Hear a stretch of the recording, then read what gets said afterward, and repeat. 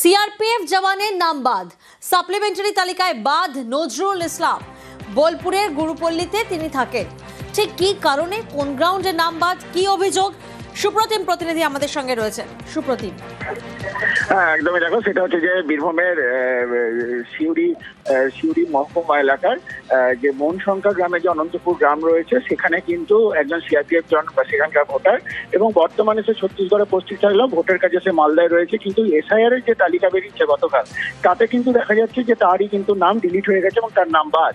এবং তোমাকে বলে রাখি যে প্রথম যে তালিকা বেরিয়েছিল সেখানে কিন্তু সাপ্লিমেন্টারি তালিকা অ্যাপ্লিকেশনে তার নাম ছিল, কিন্তু এরপরে এই ধরনের যে তার নাম ডিলিট হয়ে যায়, কিন্তু তার পরিবারের মধ্যে কিন্তু যথেষ্ট ক্ষোভের সৃষ্টি হয়েছে।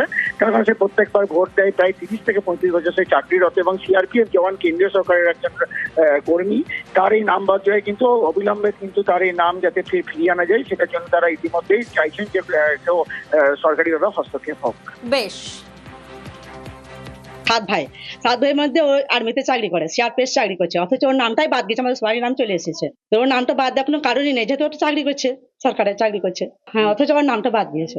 বিষয়টা দেশে ইচ্ছা করে বাদ দেওয়া হয়েছে, অথচ বাদ দেওয়ার কোনো কারণই নেই, যেহেতু চাকরি করছে সরকারে। হ্যাঁ, এখনো চাকরি করে, এখন মালদায় পোস্টিং করেছে। ওইটাই তো কারণ, যে কি জন্য নামটা বাদ দিয়েছে, ওইটাই তো কারণ। ওর কি জন্য বাদ দিয়েছে, অথচ আমরা সবাই দেওয়ার ভাষার সবারই নাম চলে এসেছে, অথচ ওর নামটাই বাদ দিয়েছে।